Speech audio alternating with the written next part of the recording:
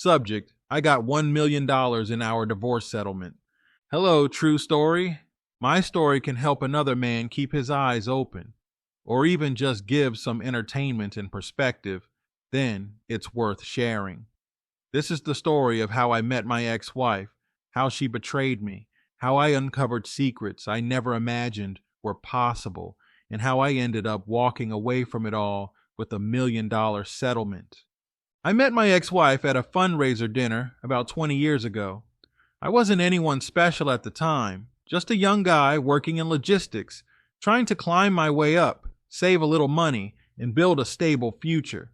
I was making okay money, back then maybe 40 grand a year, and I thought that was decent. I didn't come from a wealthy family, so just being able to dress up in a suit and be in that room at a fundraiser was already a win for me.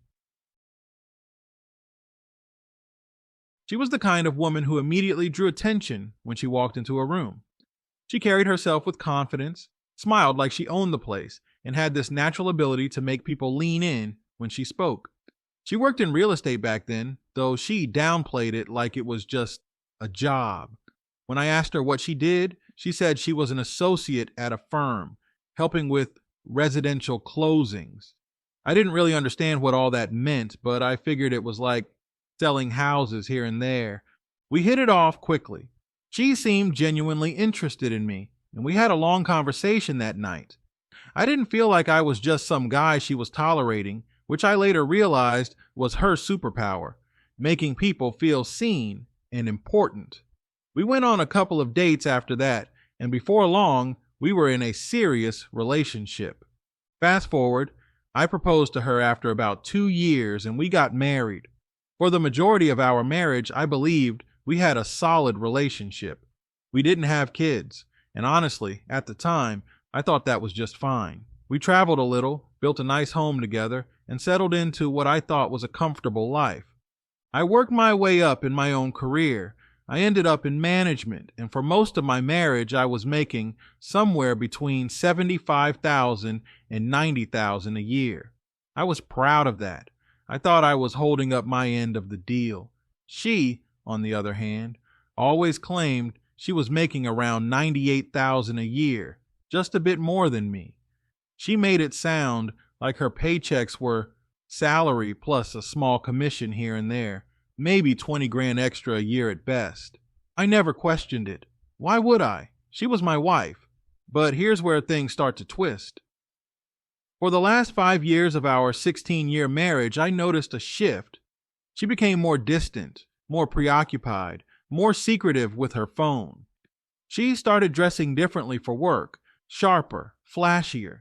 She'd work late more often, and when I asked, she said it was the nature of real estate.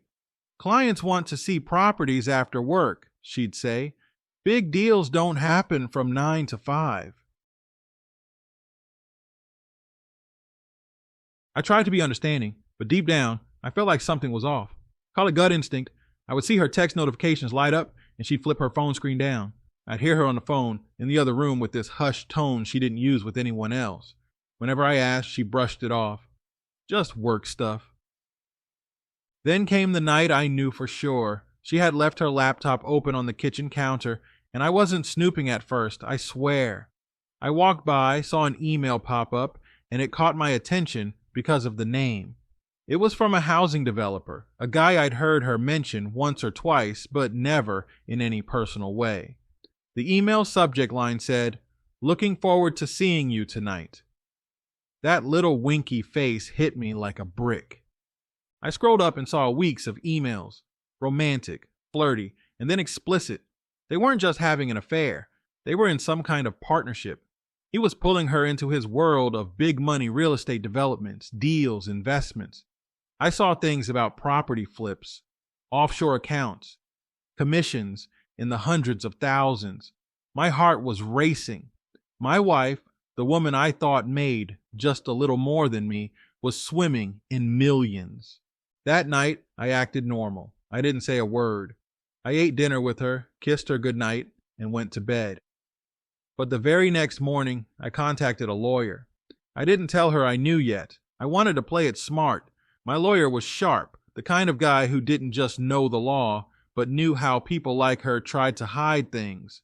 I explained what I'd found, and he told me the best thing to do was to file immediately and have her served before she had a chance to cover her tracks. So that's exactly what I did. A week later, she was served at home. She was furious, blindsided. At first, she denied everything. "You're imagining things. That man is just a business contact." But I knew better, and my lawyer knew how to dig. During discovery, her financials had to come out. That's when the bomb dropped. She wasn't making $98,000 a year. She had made over $4 million during our marriage through commissions, deals, and investments. She had been funneling money into accounts I didn't know existed, all while making me believe we were just a middle-class couple living comfortably. When I heard those numbers, my jaw hit the floor. I couldn't believe it. All those times she'd told me, "Oh, it was just a little commission this quarter," she was really pulling in 6 figures at a time, sometimes multiple times a year. And this developer? He was involved in it all. She was doing business with him, and at the same time doing other things with him. At first, she begged me to reconsider. She cried, told me we could work it out, but almost overnight she changed her tune. She went from desperate to cold. Suddenly, she was accusing me of cheating, calling me a coward, saying I was trying to steal her money. She even admitted in one heated phone call that she had been seeing this developer, that I wasn't man enough for her, and that she'd once gotten pregnant and terminated it without even telling me. That cut deeper than anything. I stuck to my plan, though. I went no contact. My lawyer told me to let him handle everything, and that's exactly what I did. He pushed for full financial disclosure, and once the judge ordered her to hand over bank statements, everything came crashing down for her. She fought hard, tried to paint me as some kind of gold digger, but the judge saw through it. She had been lying, hiding income, committing financial infidelity as much as marital infidelity. In the end, the court ordered her to pay me a $1 million settlement. No kids meant no custody battles, but because of how she'd hidden money and betrayed marital trust, the judge made sure I walked away with my share. She kept the house, and honestly, I didn't care. I didn't want to live in that place full of lies anymore. I moved out, started fresh, and began rebuilding my life. The day I walked out of court knowing she had to write me a check for 7 figures was the day I finally felt free. When I had her served, like I mentioned before, her first reaction was panic. She cried, begged, told me we could fix things. I'll admit, even though I had already seen the emails and had no doubt about her affair, there was a small part of me, the husband who had given 16 years to this marriage, that wanted to believe her. But I held my ground. My lawyer had warned me, she'll flip between sweet and savage, between begging and attacking. Don't fall for any of it. He was right. Within days, her tone shifted. She stopped playing the wounded wife and went on the offensive. She started sending me texts, accusing me of cheating. She said I must have been seeing someone else for me to file divorce so suddenly. She even claimed she had proof that I was hiding money of my own, which was hilarious because I had nothing to hide. Every dollar I'd ever made had been from my job, straight into our joint accounts. Meanwhile, she was the one running an empire in secret. My lawyer told me to stop responding, so I went completely no contact outside of official channels. That drove her crazy. She left me voicemails calling me a coward, telling me I was less of a man for running to a lawyer. I'll never forget one call where she said, "You'll never get a dime from me. I'll make sure of it." That was the first time I realized just how delusional she was. She actually believed she could hide millions of dollars, cheat on me, and still walk away scot-free. The discovery process was brutal for her. My lawyer filed motion after motion demanding her financials. At first, she dragged her feet conveniently, forgetting accounts, stalling with excuses. But eventually the judge ordered full disclosure. I remember the day my lawyer called me into his office. He slid a stack of papers across the desk and said, "Thomas, you're not going to believe this." Those papers showed $4 million spread across various accounts, investment funds, and commissions she had never disclosed. Some of it was under her name, some under shell companies connected to that developer she was sleeping with. My head was spinning as I flipped through the pages. She had been living a double life. I asked my lawyer, how is this even possible? How did I not see any of this? He explained that because she had her own accounts tied to her business and because I trusted her, she had been able to siphon money off without me ever questioning it. She'd kept just enough in our joint account to pay bills and live comfortably, but the real money was squirreled away where I'd never look. That's when I realized the affair wasn't just physical, it was financial.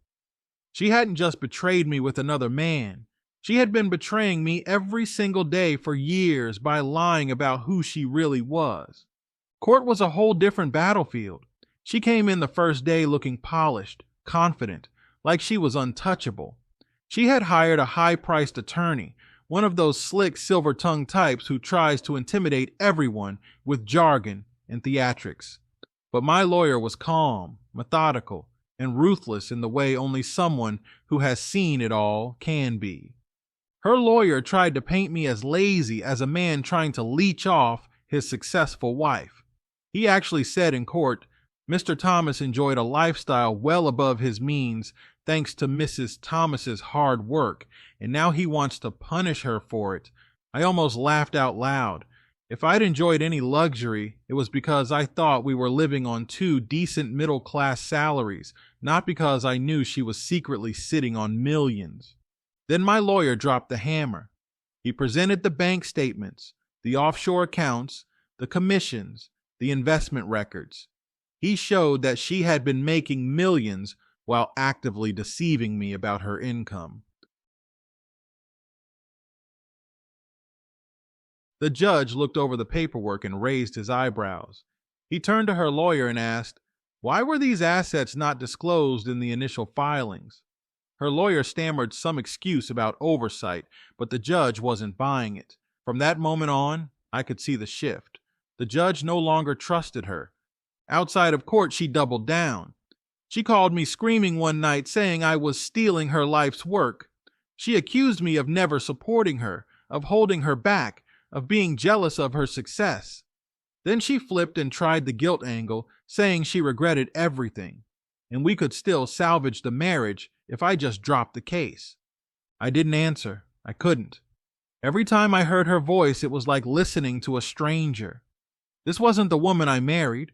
This was someone who had carefully constructed a lie and was furious that I had unraveled it. At one point, she even tried to intimidate me. She sent me a long email saying she had powerful friends in the industry who would make sure I never got a dime. She even mentioned that developer, basically bragging about their relationship, saying he was a real man who understood her worth. That email ended up working against her because my lawyer submitted it to the court as proof of her infidelity and financial misconduct. The final hearings were intense. I sat there while she testified, painting herself as the victim. She cried on the stand, saying I had abandoned her, that I was money hungry, that I was trying to destroy her career. I sat stone-faced, remembering the nights she'd left me at home alone while she was out working late. Remembering the day I saw that email with the winky face, remembering the financial statements showing millions she'd hidden. Then it was my turn.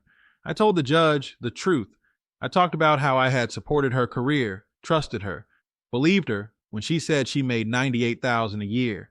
I explained how I found out about the affair, how I discovered the hidden money, how I felt blindsided and betrayed. I wasn't emotional, I was steady. My lawyer told me judges respect composure more than tears. When the judge finally spoke, the room went silent. He said something I'll never forget. Mrs. Thomas, this court finds that you deliberately concealed assets, misled your spouse, and engaged in conduct unbecoming of marital trust.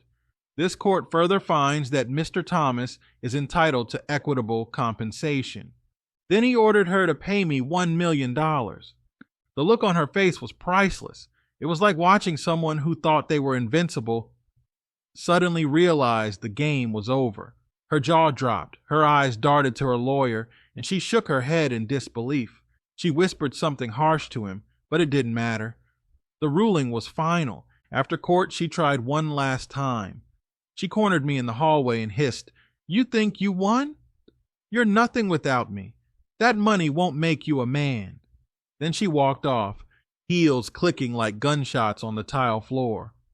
But here's the thing. I didn't feel like I won because of the money. The real victory was walking away free from her lies, her manipulation, and her double life. The money was just justice served. Since then, I've started rebuilding my life. I've got my own place, I'm investing wisely, and I've reconnected with friends I lost touch with during the marriage. I'm not rushing into anything new, but I feel stronger, smarter, and freer than I have in years. The day the judge ruled in my favor, I walked out of that courthouse feeling lighter than I had in years. I didn't even care that my ex-wife got the house. Let her keep it. To me, it was just a shell of lies. The $1 million payout was more than just money. It was a clean slate. But for her, the ruling was devastating. I could see it in her face that day. She thought she'd be able to charm her way through court, that her lawyer would smooth things over, that the judge would side with the successful wife. She didn't count on me playing my cards right, going no contact and hiring a lawyer who knew exactly how to expose her games. The first few weeks after the ruling were quiet, too quiet. I expected some explosion from her, but nothing came. Then one night, my phone lit up with 10 missed calls and 3 voicemails in the span of an hour. Against my better judgment, I listened to one of the voicemails. Her voice was slurred like she'd been drinking. She said, "I can't believe you did this to me. 16 years, Thomas, 16 years, and you think you deserve that money? You were never on my level. You'll waste it. You'll throw it away. You don't know how to live like I do." Then she broke down crying. I deleted the voicemail and blocked her number again. My lawyer had warned me she might try to bait me into contact so she could use my responses against me later. I wasn't going to give her the satisfaction. A week later, I heard from a mutual acquaintance that she had been showing up at bars with the developer she cheated with. Apparently, she was bragging loudly about how she was still on top, how losing $1 million didn't mean anything to her. But the same acquaintance also told me she looked rough, stressed, thinner, like the weight of everything was starting to catch up to her. It didn't surprise me. That woman had spent years living a double life, and now the mask had slipped. The money she had hidden wasn't just exposed. It was legally tied up, scrutinized, and diminished by the payout. Her whole illusion of control was crumbling. About 2 months after the ruling, I got a letter in the mail, handwritten, from her. Against my better judgment, I opened it. She started off sarcastic. "Congratulations on your payday, Thomas. I hope you enjoy playing the lottery winner for the rest of your pathetic life." Then she flipped to bitterness. "I made myself into someone powerful, and you just leeched off me. You'll never understand what it takes to build something real. That money is blood money. You'll choke on it." And then, here's the kicker, she ended the letter with, "But if you ever want to talk, maybe we can find common ground. 16 years is a long time. Don't you ever miss what we had?" I laughed out loud. The audacity of this woman. After cheating on me, hiding millions, lying for years, smearing me in court, she still thought she could dangle the past in front of me like bait. That was the moment I knew she was unraveling. I tore the letter up and tossed it in the trash. Meanwhile, I was doing the exact opposite of unraveling. For the first time in my adult life, I had financial breathing room. My lawyer had advised me to sit down with a financial planner, so I did. We set up investments, diversified accounts, and created a plan where my settlement could grow instead of just sit in the bank. I didn't go out and buy a sports car or a mansion. I got myself a modest condo, paid cash, and started living well within my means. It felt incredible. After years of being gaslit into thinking we were just a middle-class couple scraping by, I was finally in control of my money, my future, and my peace of mind. But she couldn't let me go. A few months later, she showed up at my condo building. I didn't see her myself, but the front desk clerk told me a well-dressed woman had come in asking for me. When they told her she couldn't just walk up, she got loud saying, "Tell him he's a coward. Tell him I made him who he is." Security escorted her out. When the clerk told me the story, I just shook my head. That was her, living in denial, trying to control the narrative, even when it was obvious to everyone that she was spiraling. And then came the biggest blow of all for her. Word got back to me that the developer, the man she cheated with, the one she built those secret investments with, had cut ties with her.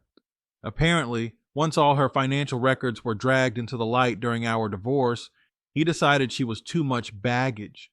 The rumors were that he distanced himself completely, leaving her with nothing but her reputation in shambles. I'd be lying if I said I didn't feel a little satisfaction hearing that. Karma doesn't always work on our timeline, but when it hits hard. And meanwhile, I started focusing on myself in ways I hadn't in years. I picked up new hobbies, cycling, cooking, even learning a little photography. I traveled some too. I went to Italy, a trip I'd always dreamed of but never took because she always said it was too expensive. Now I understood why. She wanted to hoard her millions while making me think we were just barely comfortable. Standing on the streets of Florence, eating gelato in the sun, I realized I had been living in a cage of lies for 16 years. Now I was free, and I had the resources to build a life on my terms. But let me circle back to her, because I know that's what most people are curious about. What happened to the ex-wife who lost $1 million? She didn't handle it well. From what I heard, she started burning bridges at work. Clients didn't trust her anymore after her financial misconduct came out in court. That kind of stain doesn't wash away easily in her industry. She went from being the woman who strutted into rooms with confidence to someone people whispered about behind her back. She tried to lash out at me publicly too. On social media, she posted cryptic quotes about betrayal, about men who use women for money, about fake love. Mutual friends told me she was clearly aiming those at me. I didn't respond. I never have, never will. Silence is the sharpest weapon I've got. The last time I heard directly from her was about a year after the divorce. She emailed me saying she wanted to clear the air and move forward with peace, but buried in that email was the same arrogance as always. She wrote, "You know you wouldn't be where you are today without me. Deep down, you'll always miss what we had."